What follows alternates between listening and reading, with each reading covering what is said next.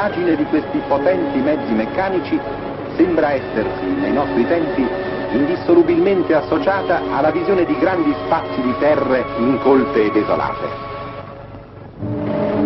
La loro apparizione prelude al violento sconvolgimento di questa terra. Prima, regno incontrastato di rare e sparute greggi.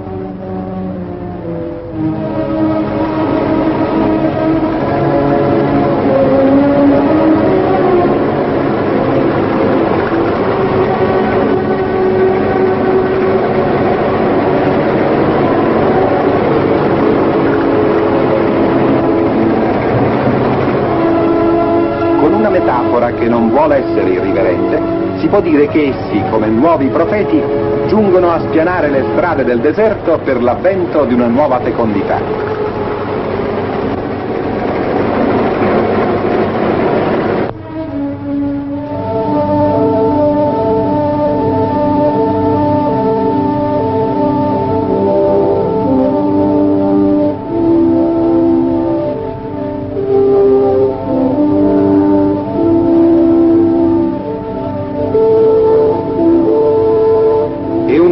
Si poteva chiamare la Nurra al primo arrivo di queste macchine. Una terra pressoché priva di tracce umane, quasi un nido immenso di solitudine e di silenzio.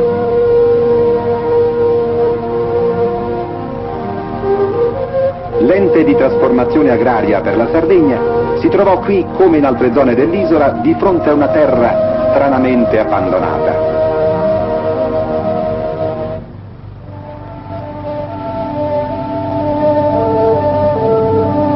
Un raffronto con le zone limitrofe può perfino stupire. Infatti ai suoi margini si incontrano frequenti i centri abitati, che vantano inoltre un'agricoltura abbastanza evoluta.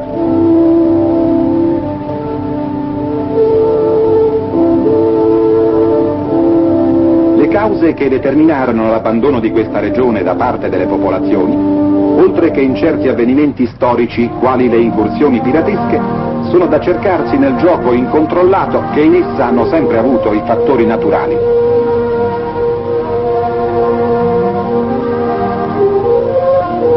Al disordine idrico non poteva non seguire il flagello della malaria solo recentemente debellata. La terra rimase esposta alla furia del maestrale, che vi impresse ben visibili le tracce del suo impetuoso passaggio.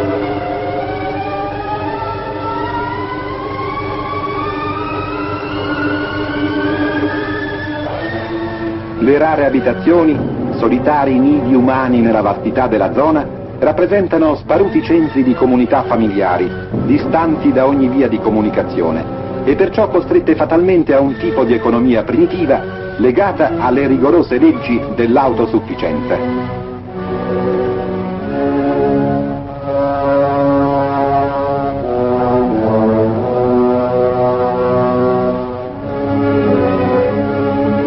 Così l'allevamento degli animali da cortile diventava uno dei pilastri di una simile economia.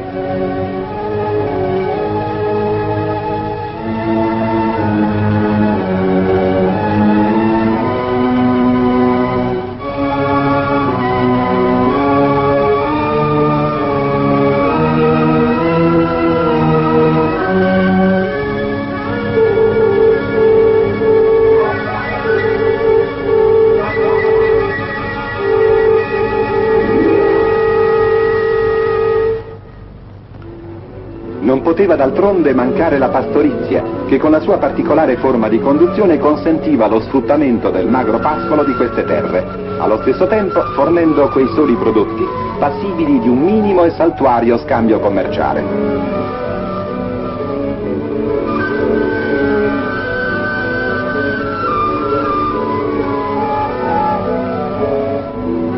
L'agricoltura invece, ridotta a dare alla comunità quel solo quantitativo di cereali necessario al sostentamento dei suoi componenti, non poteva che rimanere ancorata a un tipo di produzione chiuso.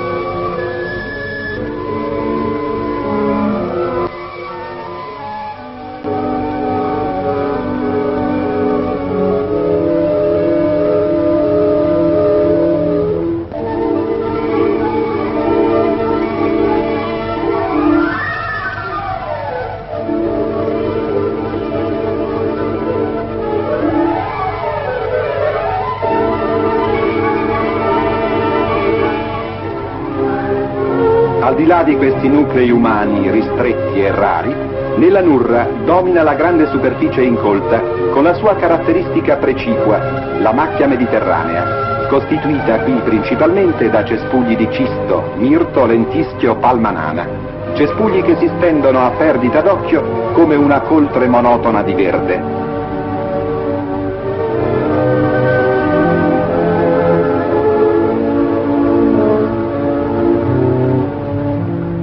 La palma nana è l'unico arbusto che si offra a una utilizzazione di tipo industriale. I suoi duri ventagli, tagliati nella stagione propizia, rappresentano la materia prima per la produzione del crine vegetale. La sua raccolta è un'occasione di lavoro saltuario per molte braccia.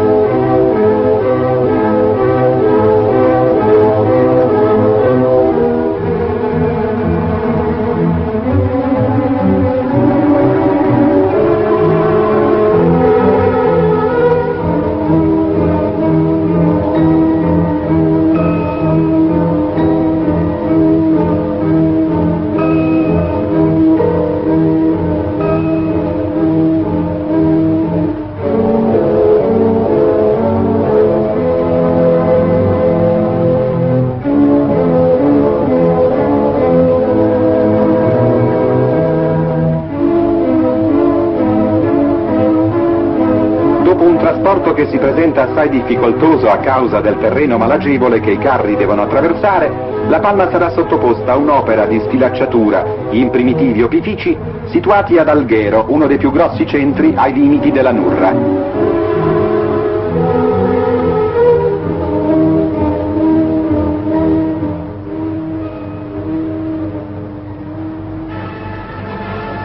Questa in sintesi la realtà di fatto della Nurra, nella quale l'ente di trasformazione fondiaria si è trovato a dover operare. Una realtà difficile, che soltanto la potenza dei mezzi impiegati, l'impegno sociale ed umano dell'ente potevano affrontare. La Nurra si popola. Ciò che non molto tempo addietro era soltanto una promessa, oggi è una positiva constatazione di fatto, che ha esaudito le speranze e l'attesa di una vasta popolazione di braccianti.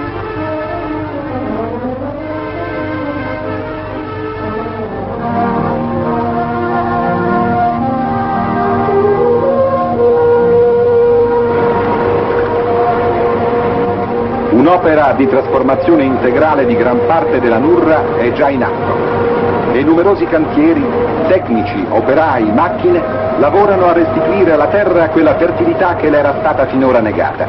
Il programma che l'ente si propone di attuare è già a buon punto.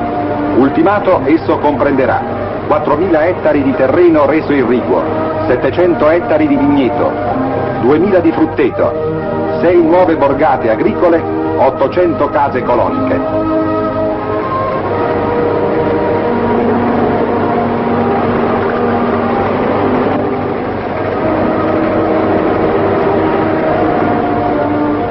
I braccianti divengono proprietari, ma soprattutto cittadini di nuove comunità umane. Nella Nurra, come in una terra emersa dal silenzio e dall'abbandono dei secoli, inizia oggi una nuova storia.